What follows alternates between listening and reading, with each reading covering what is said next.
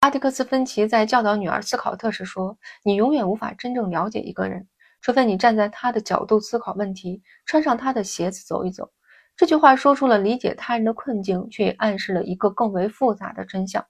即使我们尝试站在他人的立场，也可能发现那里空无一物。这正是小说《杀死一只知更鸟》通过多维度叙事向我们揭示的残酷现实。人性并非都建立在良心之上，对人人都有良心的假设，可能是我们对世界最危险的误解。在梅科姆小镇，黑人汤姆·罗宾逊被诬告强奸白人女性梅耶拉·尤尔。尽管所有证据都指向汤姆的无辜，他的左手残疾根本无法造成梅耶拉右脸的伤痕。尽管辩护律师阿蒂克斯在法庭上进行了无可辩驳的辩护，尽管连陪审团都心知肚明汤姆的清白，但最终的判决仍然是有罪。这一判决并非源于证据的缺失，而是源于良心在集体偏见面前的消解。作者哈珀里通过这场审判展示了良心如何在社会压力、种族偏见和既得利益面前变得微不足道。陪审团的12个白人男性中，或许有人的良心在挣扎，但在群体压力下，这种挣扎最终被扼杀。他们的决定不是基于正义或真相，而是基于一种更深层、更可怕的心理，维护既有的社会秩序，即使这种秩序建立在谎言与不公之上。小说中最令人心寒的，并非梅耶拉的父亲鲍勃·尤尔的恶意诬告，而是那些正派人在明知真相的情况下，依然选择背叛自己的良心。这些人可能是好父亲、好邻居、好教徒，但在涉及种族问题时，他们的良心被搁置一旁。汤姆的悲剧告诉我们，良心并非人人与生俱来的内在属性，而是一种可能被社会压力、偏见和恐惧轻易压垮的脆弱品质。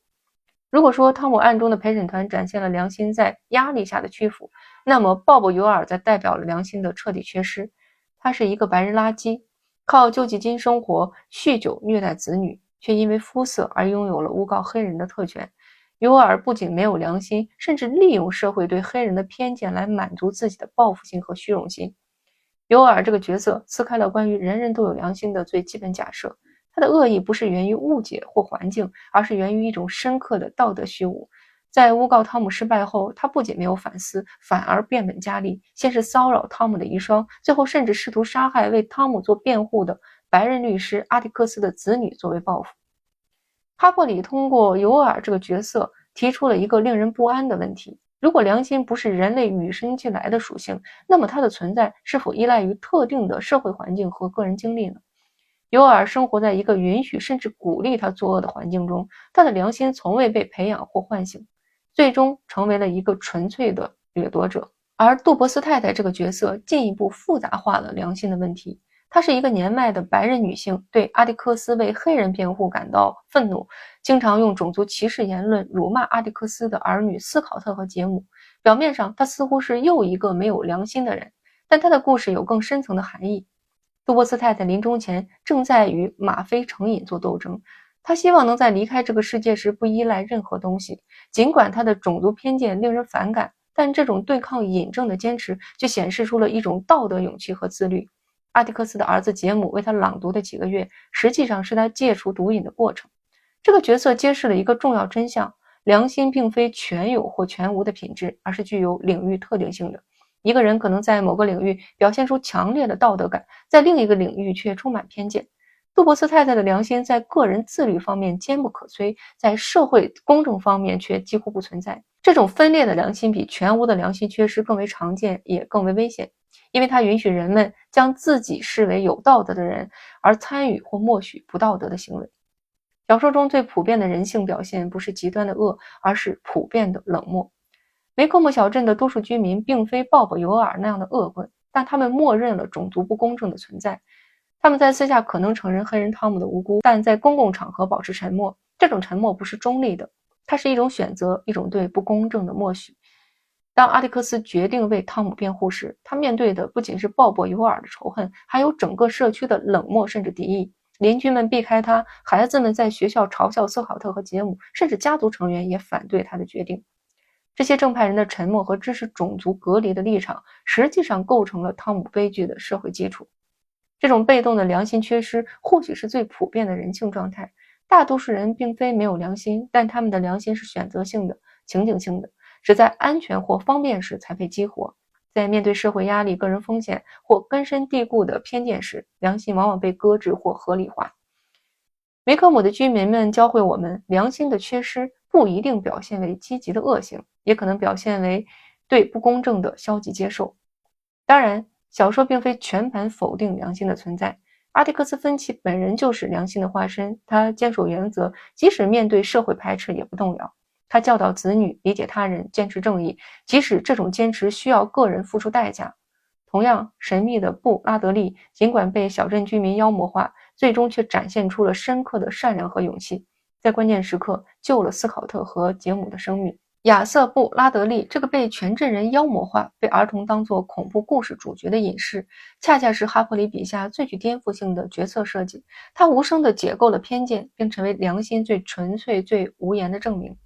布拉德利在小说开场并非一个真实的人，而是一个集体创造的传说。在杰姆、斯考特和迪尔这些孩子的口中，拉德利是一个身高约6英尺半、生吃松鼠、手上沾满鲜血的怪物。邻居们传递着关于他年少时惹麻烦、被父亲囚禁在家的片段信息。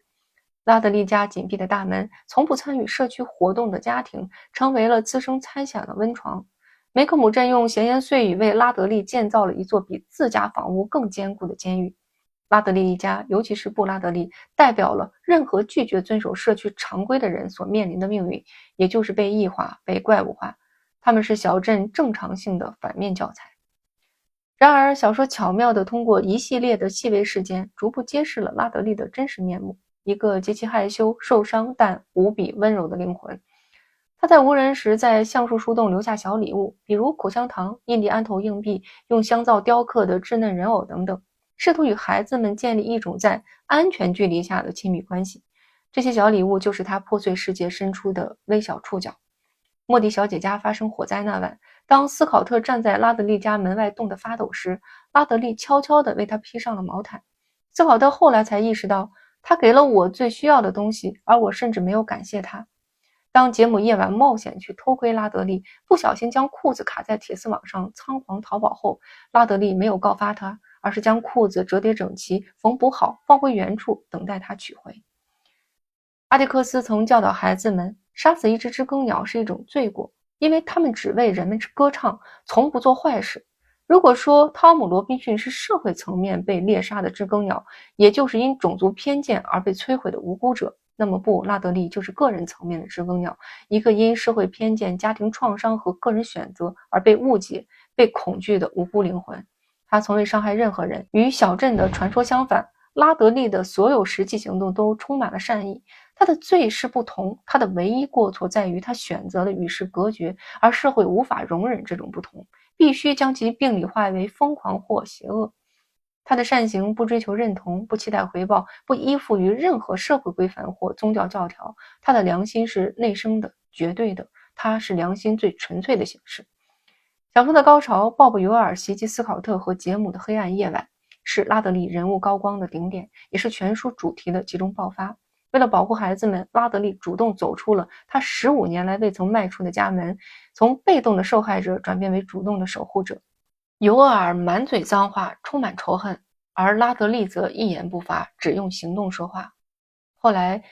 尤尔倒在了刀子上死亡了。当泰特警长坚持认定尤尔自己倒在了刀子上时，他其实在保护拉德利免受公众目光的第二次伤害。他说，把一个在镇上从不出门、安静生活的人物拖到聚光灯下是一种罪过。这呼应了阿蒂克斯的知更鸟比喻，有时候真正的正义在于不打扰无辜者的宁静。在小说的结尾，拉德利请斯考特送他回家。站在斯考特从未踏入的拉德利家门廊下，斯考特终于以拉德利的视角看到了自己童年的街道。然后拉德利走进屋内，关上了门，或许再也不会打开。你永远不能真正了解一个人，除非你站在他的视角。斯考特通过拉德利的经历，第一次彻底理解了父亲这句话的深意。他不再需要穿上拉德利的鞋子，因为他已经被拉德利牵着手走过了拉德利最恐惧的一段路。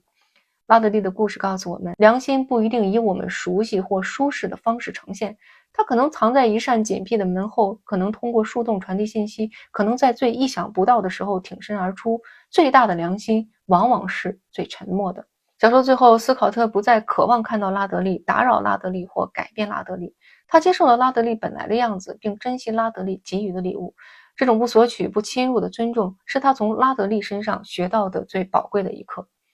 不，拉德利是哈珀里对人性最复杂、最深刻、最温柔的诠释。在一个急于评判、乐于分类的世界里，拉德利的存在本身就是一个安静的抗争。他不是怪物，也不是圣人，他是一个受伤的人，选择以沉默守护自己的尊严，却依然忍不住向世界伸出最善意的手。他的故事提醒我们，那些被我们轻易贴上标签、排除在正常之外的人，往往拥有着最深的敏感和最纯粹的道德核心。良心并不总在广场上高声宣讲，有时它在最深的阴影里，只在真正的黑暗降临时，才悄然点亮一盏救赎的灯。当斯考特最后说：“邻居们总是给予彼此礼物，拉德利先生给了我们他的生命，还有我的肥皂娃娃，我的破怀表，我的生命。我想他爱我们。”我们明白。梅克姆镇最大的误解不是关于一个不存在的怪物，而是关于一扇紧闭的门后可能藏着一颗小镇最值得珍视的良心。